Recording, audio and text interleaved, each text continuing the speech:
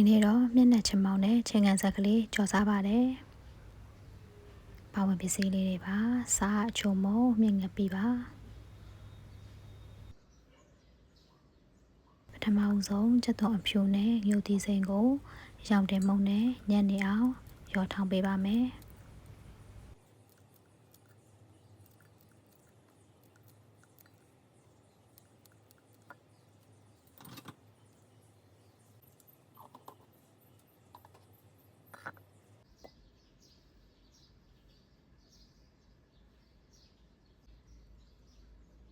ချက်သွန်အနီကိုတော့ဒီပုံစံလေးအတိုင်းပဲလီထားလိုက်ပါမယ်။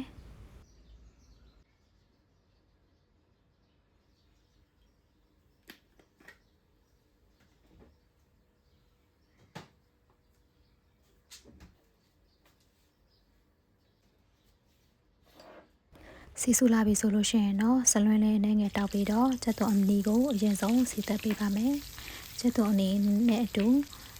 မြင့်ငပီကိုပါထည့်ပြီးတော့စီတက်ပေးပါမယ်။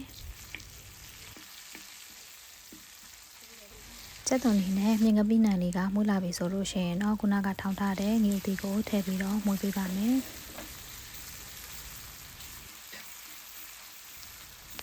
စားအချုံမုံမှာတခါတည်းထည့်ပြီးတော့မွေးပါမယ်။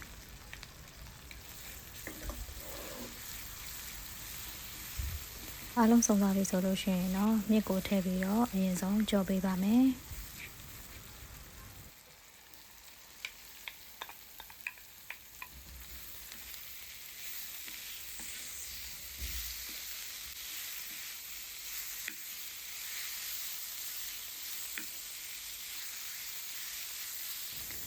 မြစ်ကတဖြည်းဖြည်းနဲ့ခြောက်ပြီးတော့မွေးလာပြီဆိုလို့ရှိရင်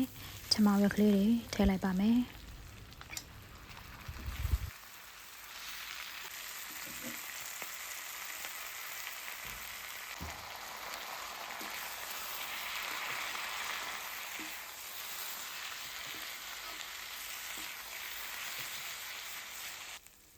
ချမောင်ရွက်ကိုဒီလိုမျိုးနွန်းပြီးတော့အေးသွားတဲ့အထိ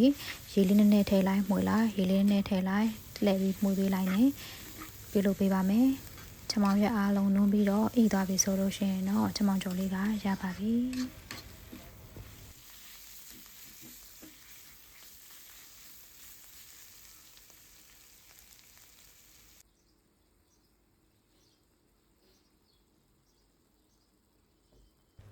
ဒီနေ့တော့ချမောင်ကျော်လေးကိုချက်ပူးသီးလေးနဲ့